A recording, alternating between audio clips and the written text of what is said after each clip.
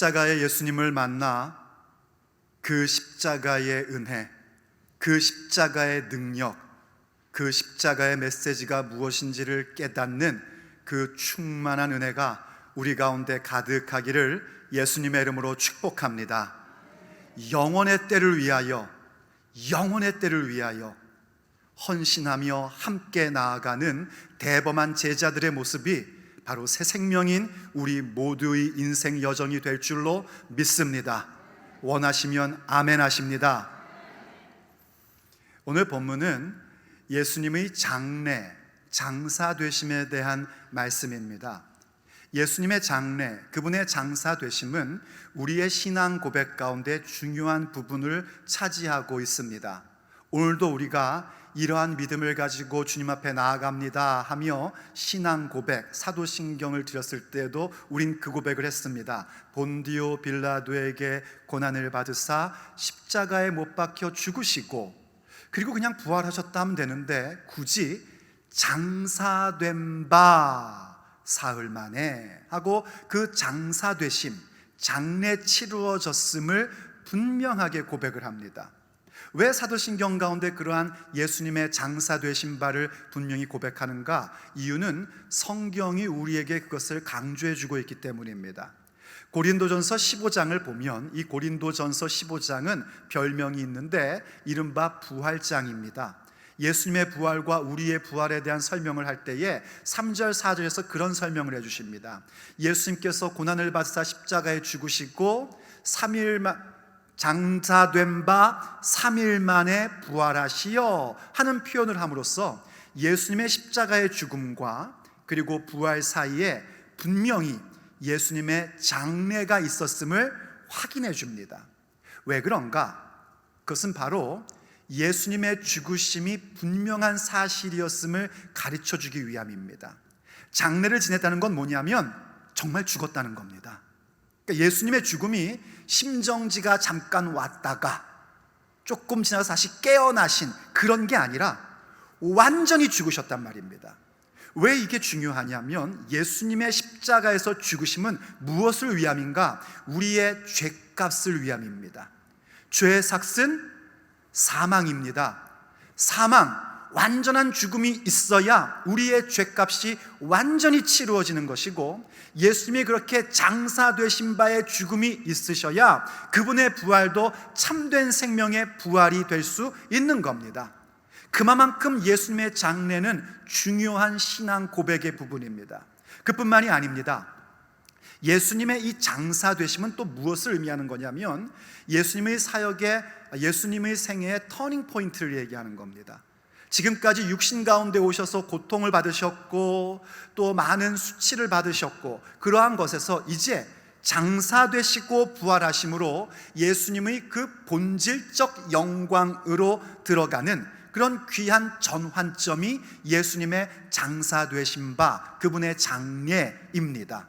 이것은 또한 우리에게도 참 중요한 부분입니다. 로마서 6장에 보면은요 이런 표현이 나옵니다. 예수님의 죽으심에 합하여 우리가 세례를 받고 그분의 장사됨에 합하여 예수님과 합하여 장사되고 우린 그렇게 예수님과 함께 죽었고 장사된 존재들입니다. 우리의 옛사람은 죽은 겁니다.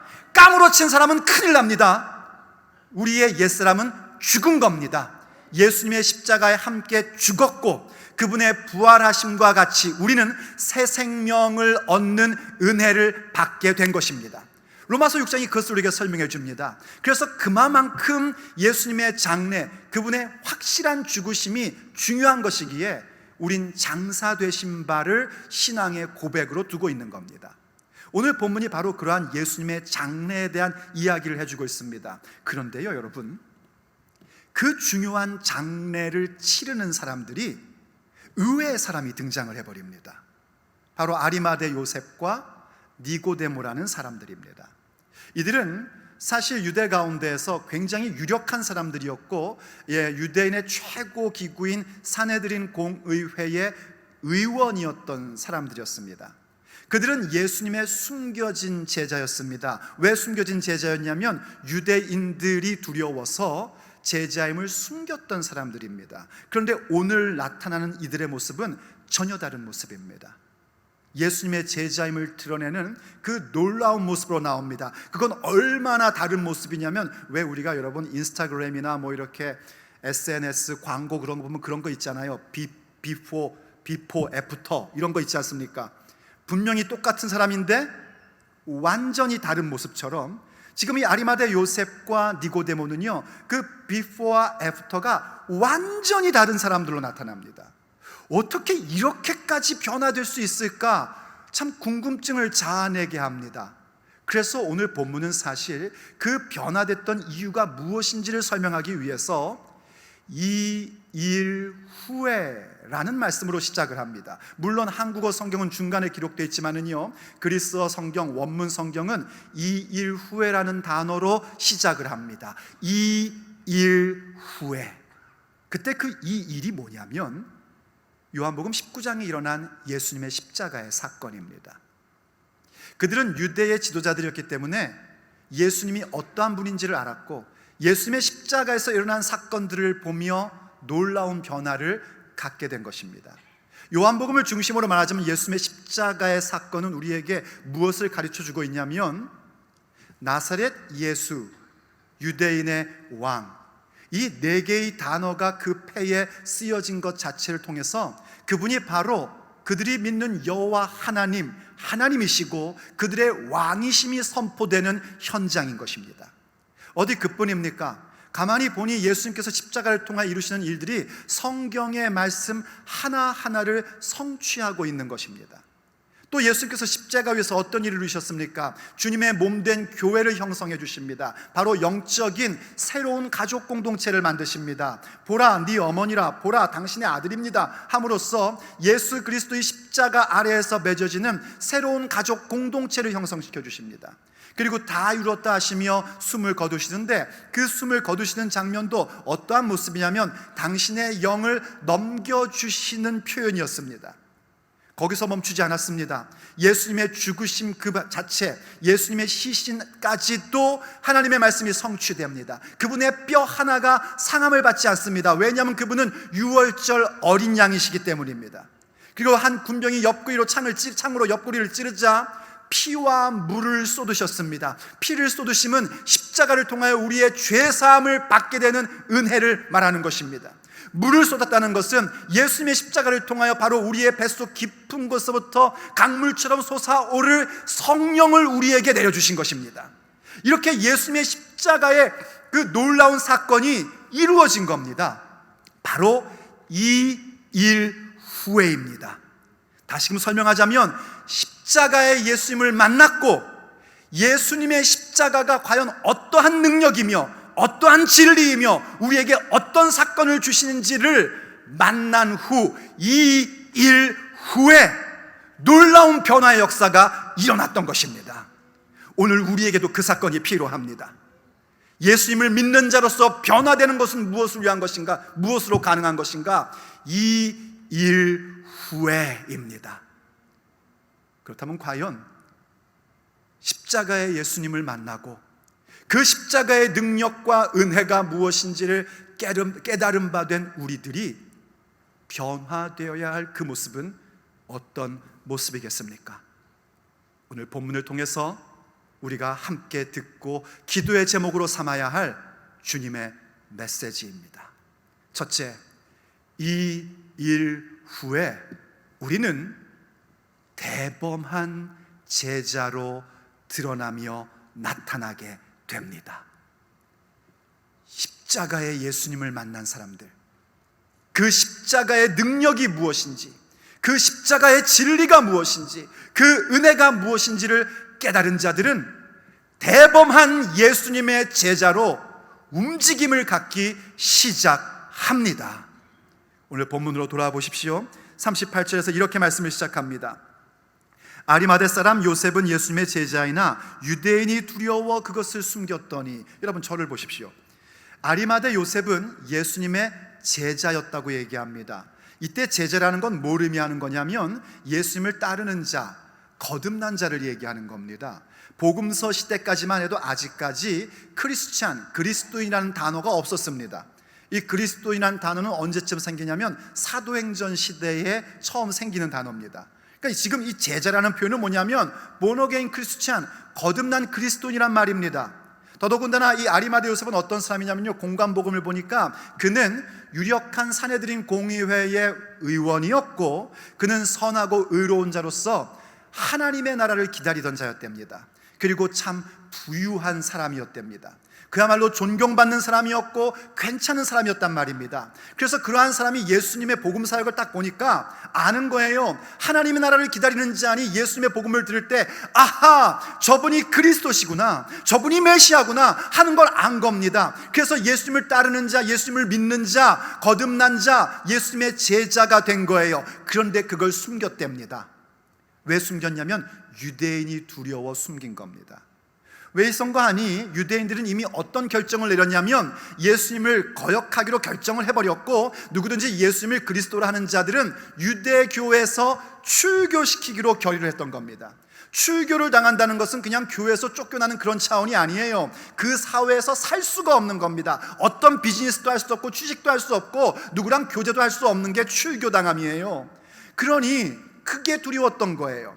요한복음 12장에 보면은요, 관원들 가운데도 예수님을 믿는 사람들이 많았었답니다. 그런데 그들이 유대인들이 두려워서 그것을 드러내놓지 않았었대요. 그런 자들에 대하여 성경이 뭐라고 평가하냐면 그들은 하나님의 영광보다 사람의 영광을 더 사랑하였더라 하고 평가합니다. 아리마대 요셉도 그런 사람 가운데 한 사람이었습니다. 그런데 그가 오늘 바뀝니다. 이 일 후에, 다시 38절을 보세요. 이 일 후에 십자가의 예수님을 만나고, 다른 때의 예수님이 아닙니다. 기적을 베푸실 때의 예수님이 아니라 십자가 위에 예수님을 만나고 예수님의 십자가의 능력이 무엇인지, 예수님께서 십자가를 통하여 이루신 은혜가 무엇인지를 알게 된 이 일 후에 빌라도에게 예수님의 시체를 가져가기를 구하매 빌라도가 허락하는지라. 이에 가서 예수님의 시체를 가져가니라.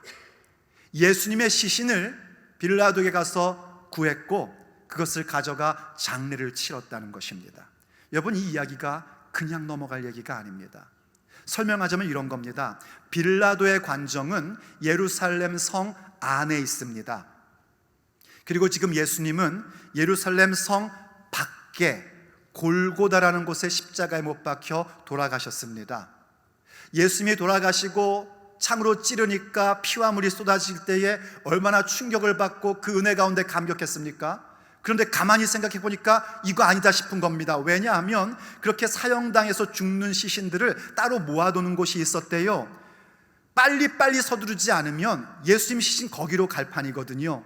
예수님께서 돌아가셨을 때의 시간을 약 오늘날의 시간으로 오후 3시쯤으로 우리가 추정을 합니다. 해 지기 전에 이걸 빨리 처리해야 돼요. 그러니까 지금 아리마대 요셉이요, 예수님의 장례를 치러야겠구나 하는 생각을 하는 순간 할까나 말까나, 내일 할까, 이런 생각할 틈이 없는 겁니다. 여러분, 주님 위해서 일하는 것은요, 잴 것이 없습니다.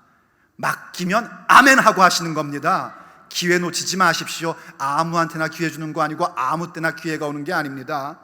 아리마대 요셉이 딱 그걸 깨닫는 순간 아마 저는 뛰어갔을 것 같아요. 부지런히 빌라도에게 가가지고 요청을 한 겁니다. 예수님 시신 내가 거두겠습니다. 허락받고 또 역시 또 열심히 또 골고다까지 와가지고 예수님 시신 내리고 그리고 장례를 집행하는 겁니다. 얼마나 열심히 부지런히 움직이는지를 보십시오. 지금 이 모습은 뭐냐면은요, 지금까지 자기가 예수님 제자인 걸 숨겼었는데 자기가 예수님의 제자임을 확실하게 드러내는 겁니다. 본디 유대인들은 장례라는 것을요, 우리도 그렇지만 가족이 치르는 것이고요, 그리고 이렇게 뭔가 유명한 랍비나 그런 사람들은 아주 최측근, 아주 가까운 제자들이 그 장례를 집행해 나가는 것입니다. 그런데 지금 상황이 어떻습니까? 가장 최측근이었다고 볼 수 있는 베드로조차 예수님을 모른다고 3번 부인하고 저주하고 도망가 있는 상태예요. 그런데 이 일 후에의 은혜를 받은 그 아리마대 요셉은요, 자기가 예수님의 제자임을 지금 빌라도뿐만이 아니라 자기를 죽일 수 있는 유대인들 앞에서까지 드러내 놓은 것입니다. 이게 바로 대범한 제자의 모습인 거예요. 어디 그뿐인 줄 아십니까? 이 유대인들은요, 지금 어떤 날이냐면 유월절 예비일이었습니다. 유월절 음식을 먹고 싶어가지고 예수님을 고소할 때에도 빌라도 총독의 관정 가운데 들어가지 않았던 사람들이에요. 이유는 하나입니다. 유월절 음식을 먹기 위해서요. 부정해지면 유월절 음식 못 먹거든요. 근데 지금 이 아리마대 요셉은 못하는 겁니까? 예수님의 시체를 만지는 겁니다. 유대의 법에 의하면은요, 시체를 만지면 그때부터 7일 동안 부정한 겁니다. 그 얘긴즉슨 뭐냐면 지금 이 아리마대 요셉이요, 유월절 음식 안 먹어도 좋다 이겁니다. 왠지 아십니까? 유월절의 본질이신 예수님을 만났기 때문입니다. 유월절의 본질이신 예수님을 만났는데 유월절 음식 그까짓 게 뭡니까? 예수님의 시신을 장례하는 것이 더 그에겐 중요한 일이었습니다. 그만큼 그는 대범한 행진을 가졌던 겁니다. 어떻게요? 이 일 후에 십자가의 예수님을 만나고 예수님의 십자가의 능력이 무엇인지를 깨달은 이 일 후에 그는 숨겨진 제자가 아니라, 사람의 영광을 더 사모하는 자가 아니라 하나님의 영광을 위하여 대범한 움직임을 갖는 제자로 일어섰습니다. 그럼 한번 우리 자신에게 물어보십시다. 우리는 어떤 제자입니까? 예수님 믿죠? 거듭났죠? 그런데 혹시 사람의 영광, 사람과의 교제, 그 사람과의 관계 때문에 내가 예수님의 제자임을 밝히 드러내놓지 못하는 건 아닙니까? 만약 그렇다면 여러분, 다시금 십자가 위에 예수님을 만나셔야 합니다. 기적을 베푸시는 예수님, 나를 위로하시는 예수님, 은혜 주시는 예수님 만나는 것도 참 중요한 것이지만 가장 중요한 본질은 뭐냐면 십자가의 예수님을 만나는 것입니다. 그래야 십자가의 능력이 무엇인지, 십자가를 통해 우리에게 베푸신 하나님의 놀라운 계획과 은혜와 성취가 무엇인지를 깨닫는 자 될 수 있는 것입니다. 그럴 때 우리의 귀에 주님의 음성이 들려올 겁니다. 그 음성은 바로 요한복음 16장 33절의 음성입니다. 예수님이 말씀하셨습니다. 이것을 너희에게 이르는 것은 너희로 내 안에서 평안을 누리게 하려 함이라. 세상에서는 너희가 환난을 당하나 담대하라, 내가 세상을 이기었노라. 아멘. 우리가요, 예수님의 제자로 대범하게 살아가면은 세상은 안 좋아합니다.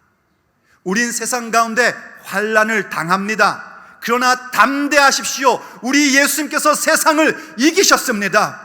여러분이 십자가의 예수님을 만나고 예수님의 십자가의 그 은혜를 받는 자가 될 때에 대범한 제자로 나아가면은요, 주님께서 세상을 이기셨음에 대한 그 체험을 갖게 될 것입니다. 그러므로 사랑하는 성도 여러분, 담대하십시오. 두려워하지 마십시오. 좌로나 우로나 치우치지 마십시오. 오직 주의 말씀 위에 서서 대범하게 걸어가는 그 제자로 살아가십시오. 주님의 승리가 우리의 승리 될 줄로 믿습니다. 우리가 그렇게 대범한 제자의 행진을 가질 때요, 우리에게 나타나는 현상이 있습니다. 그것은 바로 우리 예수님을 향한 헌신의 모습입니다. 주님을 위해서 나의 가장 귀한 것 먼저 드리고 최고의 것을 드릴 수 있는 그 헌신의 모습으로 나아가게 됩니다. 그러므로 두 번째, 이 일 후에 우리는 주님을 향한 헌신을 드리는 제자로 세워집니다. 이 아리마대 요셉이요, 예수님께 무엇을 드렸냐면 새 무덤을 드립니다. 요한복음은 기록하고 있지 않지만 다른 공간복음에 보면은요, 그 새 무덤은 바로 이 아리마대 요셉의 것이었습니다.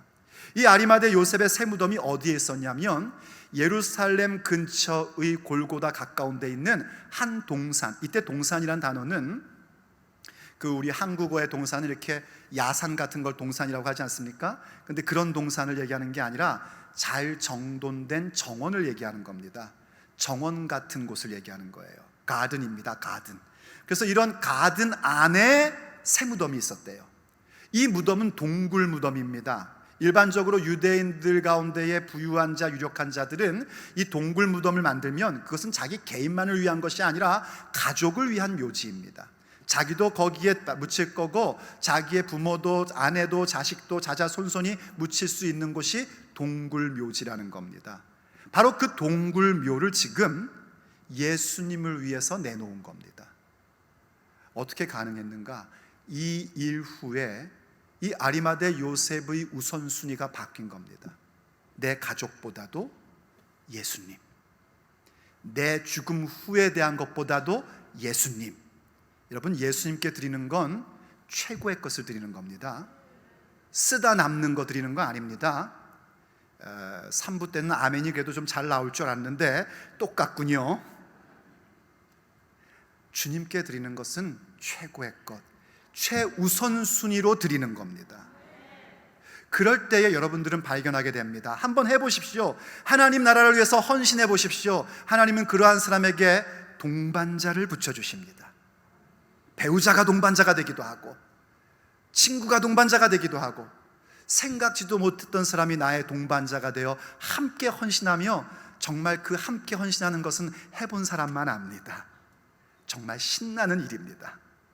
이 아리마대 요셉에게도 하나님께서 한 동반자를 붙여주십니다. 그가 바로 니고데모입니다. 다시 본문으로 돌아가 보십시오. 39절입니다. 일찍이 예수님께 밤에 찾아왔던 니고데모도 모리약과 침향 섞은 것을 100리트라쯤 가지고 온지라. 한글 성경은 잘 번역하지 않았지만 분명한 건 뭐냐면 이에 그들이가 하나 붙어야 됩니다. 그들이, 아리마대 요셉과 니고데모 그들이 예수님의 시체를 가져다가 유대인의 장례 법대로 그 향품과 함께 세마포로 쌌더라 하고 함께 예수님의 그 중요한 장례를 진행하는 모습을 우리에게 보여줍니다. 지금 이 니고데모라는 사람도 역시 마찬가지죠. 아시죠? 3장에서 나왔던 사람입니다. 그를 통하여 우린 귀한 메시지를 들었습니다. 물과 성령으로 거듭나야 하나님의 나라를 볼 수 있고 들어갈 수 있다는 것과 함께 하나님이 세상을 이처럼 사랑하사 독생자를 주셨으니 이는 저를 믿는 자마다 멸망치 않고 영생을 얻게 하려 하심이라 하는 그 귀한 주옥 같은 말씀을 듣게끔 해줬던 사람입니다. 그도 나중에는 결국 예수님의 제자가 된 거예요. 그러나 숨겨진 제자였지만 바로 이 일 후에 그도 이렇게 당당히 나서는 예수님의 제자임을 분명히 밝히는 대범한 그리스도인으로 나서게 됩니다. 그가 예수님께 드렸던 100리트라쯤 되는 향품은요, 이게 왕의 장례에 사용되는 거랍니다. 아무나 할 수 있는 게 아니래요. 왜냐하면은 여러분, 왜 예수님께서 십자가에 못 박히기 전에 시몬이라는 사람의 집에 있을 때 마리아가 와서 향유를 부었던 사건이 있지 않습니까? 향유 순전한 나드 한 옥합을 깨트려 예수님의 발에 뿌리고 머리에 뿌리고 그랬던 사건이 있습니다. 그때 그 옥합 하나라는 것이 1리트라쯤 된답니다.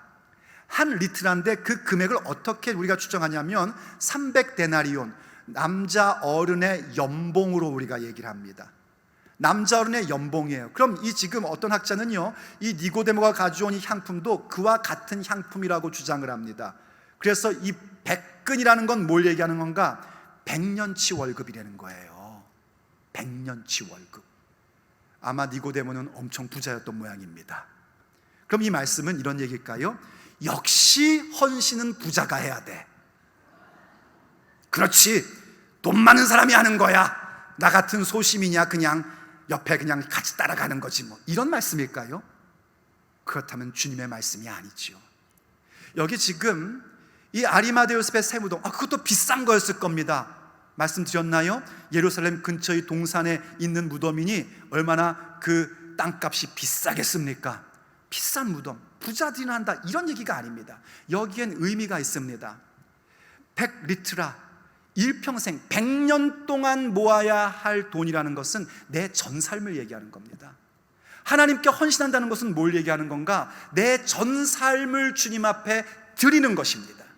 내 전 삶을 주 앞에 드리는 것이고, 그뿐만이 아니라 내 죽음 이후에 대한 것까지도 하나님 앞에 드리는 것입니다. 그게 헌신입니다. 그러한 헌신을 할 때 그건 왜 하는가? 여기 지금 100리트라를 드리는 것도 왕에게 할 때 하는 것이라는 걸 얘기했고요. 그리고 이 동산의 무덤이라는 것도 사실 굉장히 중요한 신학적인 의미가 있는데, 이 동산을 요한복음이 강조하는 것은 예수님의 십자가의 고난과 죽음과 부활이 에덴 동산의 회복을 얘기해 주는 겁니다. 동시에 동산에 있는 무덤이라는 건 구약 성경에서 언제 또 표현되냐면 다윗 왕이 묻힌 무덤, 그리고 다윗의 자손인 왕들이 묻힐 때에 동산에 있는 무덤이라는 얘기를 합니다. 그러니까 동산에 있는 무덤에 묻혔다는 건 뭐냐면 그분이 왕으로서 묻혔음을 우리에게 보여주고 있는 거예요. 그러니 새 무덤, 물론 다윗의 무덤이 아닙니다. 예수님은 진정한 왕, 영원한 왕이시기에 아리마대 요셉이 준비했던 새 무덤에 누우셨습니다. 그러나 이 모든 것은 뭘 얘기하고 있냐면 예수님의 바로 왕이심을 확증시켜주는 일이었습니다. 그러므로 헌신이라는 건 뭔가 내 전 삶을 주님 앞에 드리고 내 죽음 이후까지에 대한 모든 보장도 주님 앞에 드리되, 왜 드리는가? 그분이 나의 왕이시기 때문입니다.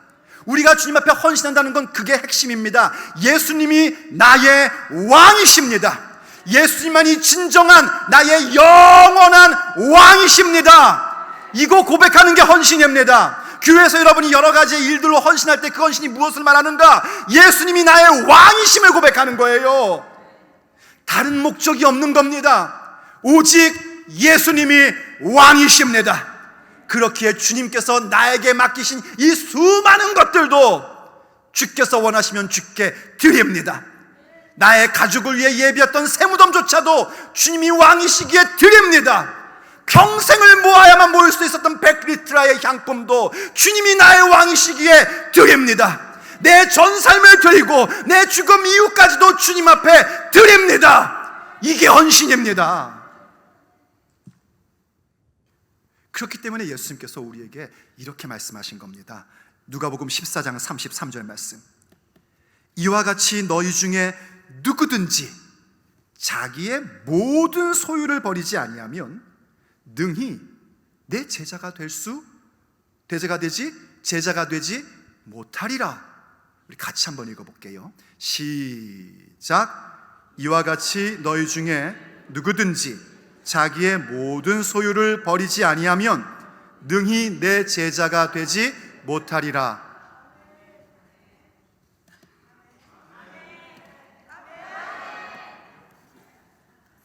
하도 일부 입에서는 아멘이 안 나오길래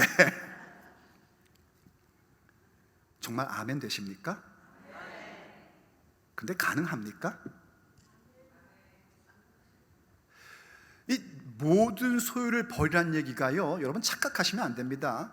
그 몇 년 전까지 유행했던 이른바 무소유, 그 어떤 그 불교 승려가 쓴 책이 무소유란 책인데, 그 책 때문에 교회 목사들까지도 거기에 영향을 받고 무소유 얘기하는데, 이건 사람을 기만하는 용어입니다.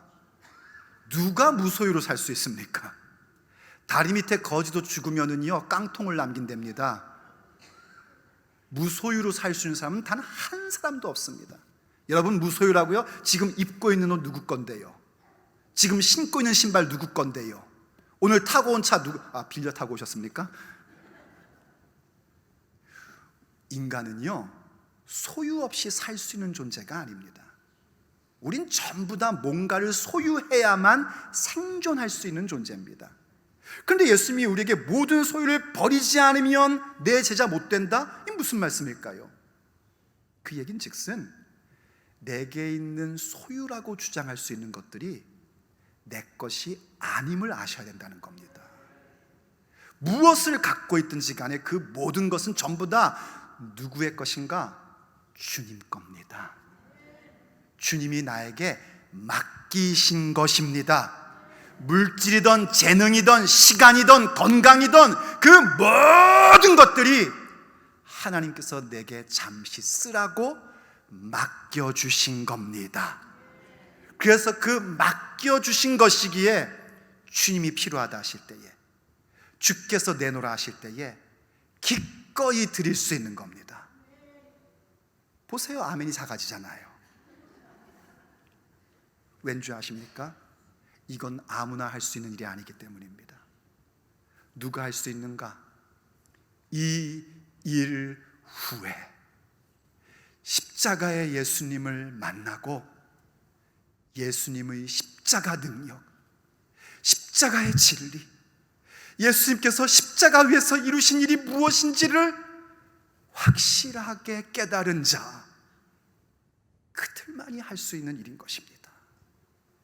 그래서 십자가의 예수님을 만나셔야 합니다. 예수님의 십자가 능력을 체험하셔야 합니다. 십자가에서 이루신 피와 물을 쏟으신 그 사건이 내 삶의 사건이 되어야 합니다. 그래야 우리는 주님을 향하여 헌신을 드릴 수 있는 대범한 제자의 행진을 가져갈 수 있습니다. 그때에 우리의 삶에 놀라운 일이 생기기 시작합니다. 내가 아무리 헌신했다 하더라도요, 우리가 주님 앞에 헌신한 건 전부 뭔지 아십니까? 이 땅에 잠깐 있다 없어질 것들입니다. 썩어 없어질 것들이고, 사실은 욕된 것들이고, 사실은 다 연약한 것들 뿐입니다. 그런데 그 모든 것들을 하나님은 영혼의 때를 위한 준비로 만들어 주십니다. 그러므로 세 번째, 이 일 후에 우리에게 나타난 일은 무엇인가? 바로 부활의 때를, 부활의 날을 예비합니다. 지금 아리마대 요셉과 니고데모가 하는 일이 뭔지 아십니까? 그들이 한 일은 정말 예수님의 그 은혜가 너무나 감격스럽고 예수님을 너무나 사랑해서 그분의 시신을 처리하는 장례를 치른 것입니다.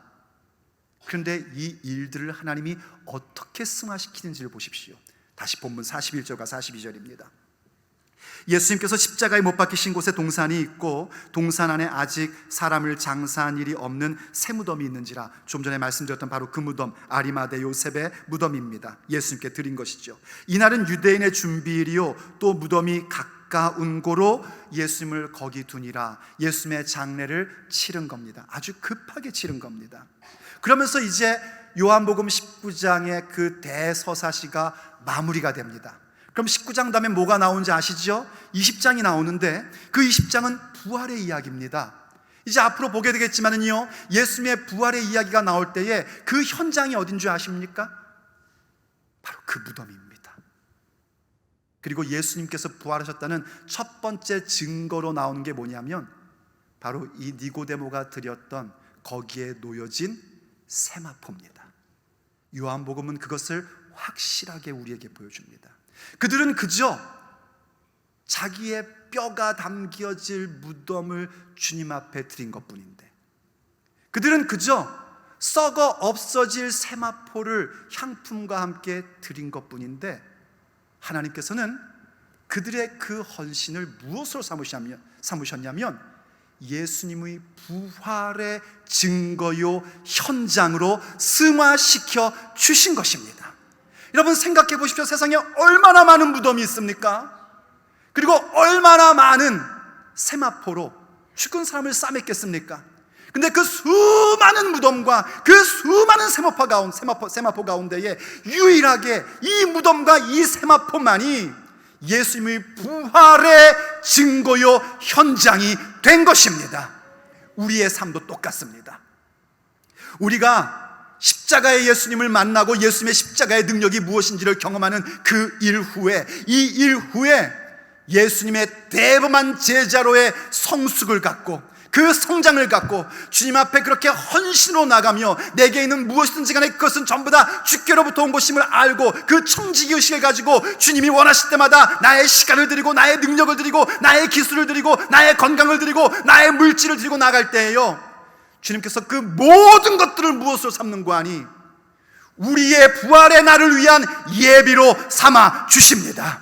우린 분명히 썩을 것을 심은 것인데 주님이 우리로 하여금 썩지 아니할 것으로 거두게 하십니다. 우린 분명히 욕된 것을 심었는데 주님께서 영광된 것으로 거두게 해주십니다. 우린 연약한 걸 심었는데 주님께서 우리에게 강한 것으로 심게 해주시고, 우린 분명 이 없어져 죽을 수밖에 없는 육의 몸을 심은 것인데 우리에게 신령한 몸을 베풀어 주십니다. 그래서 고린도전서 15장 부활장에서요 이런 표현이 나오는 겁니다. 한번 보십시오. 죽은 자의 부활도 그와 같으니 썩을 것으로 심고 썩지 아니할 것으로 다시 살아나며, 욕된 것으로 심고 영광스러운 것으로 다시 살아나며, 약한 것으로 심고 강한 것으로 다시 살아나며, 육의 몸으로 심고 신령한 몸으로 다시 살아나나니 육의 몸이 있은즉 또 영의 몸도 있느니라. 믿어주시면 아멘 하십시오. 이런 겁니다, 여러분.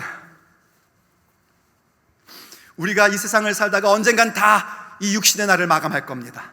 우리보다 먼저 이 육신의 날을 마감한 자들은요, 그 몸은 땅에 묻힙니다. 뭐 화장을 하든 매장을 하든 상관없어요. 그거는요 다 이 땅 가운데 머무르게 되고, 우리의 영혼은 예수님과 함께 낙원에 이르게 됩니다. 그리고 언젠가 우리 주님 다시 오시는 그날, 먼저 간 우리 성도들의 영이 함께 임하게 됩니다. 그럼 그때 이 땅에 묻혔던 모든 육체들이 다시 살아나서 이 영과 합체가 됩니다. 그때 살아있는 우리들은 어떻게 되는가? 우리의 몸도 호련히 변화되어서 들림을 받게끔 되어 있습니다. 그래서 7년 동안 공중에서 혼인잔치가 벌어지게 되는 것입니다. 이게 믿는 자들이 소망하고 있는 부활, 생명의 부활인 것입니다. 그런데 보십시오, 그것이 어떻게 우리에게 가능하게 됐습니까? 우리가 언제 영원한 것을 심었습니까? 우린 영원한 것이 뭔지도 몰랐습니다. 우리는 그저 썩을 것들을 심었을 뿐입니다. 그것이 주께로부터 왔음을 알기에 주님 나라 위해서, 영혼의 때를 위해서 썩을 것을 심었고 연약한 것을 심었고, 사실은 이 땅 가운데 욕된 것들 뿐인데 그걸 심었을 뿐입니다. 그런데 하나님께서 그것을 받으시고 그 대범한 제자로서의 행진이기에 썩을 것을 받아 썩지 아니할 것으로, 욕된 것을 받아 영광스러운 것으로, 약한 것을 받아 강한 것으로, 그리고 이 몸, 시간이 가면 갈수록 왜 이렇게 여기도 아프고 저기도 아픈지, 정말 썩어 없어질 수밖에 없는 육의 몸을 드린 것 뿐인데 우리에게 그 신령한 몸, 영의 몸을 베풀어 주십니다. 그것이 바로 예비함입니다. 오늘 우리가 주님 앞에 대범한 제자로 헌신하며 산다는 것은 무엇을 말하는 건가? 바로 그 영혼의 때, 부활의 날을 예비하는 행진입니다. 누가 그것을 할 수 있습니까? 이 일 후에 십자가의 예수님을 만나고 예수님의 십자가의 능력이 무엇인지 그 은혜로 체험한 자들, 그렇게 오늘도 비밀스러운 제자가 아니라 대범한 제자로 당당하게 예수님의 제자임을 드러내며 내게 주신 모든 것으로 주 앞에 헌신하는 자, 내 모든 삶이 주의 것이고 나의 죽음 이유도 오직 왕의 것임을 알고 헌신하는 그들이 바로 그 부활의 날, 영혼의 때를 예비하는 자들입니다. 그때에 뼈로 가득할 수밖에 없었던 무덤과 썩어 없어질 수밖에 없었던 세마포가 예수님의 부활의 증거가 된 것 같이 썩어 없어질 것밖에 없었고 그럴 수밖에 없는 우리의 인생이 드디어 주께서 약속하신 생명의 부활의 증거로 승화될 것입니다.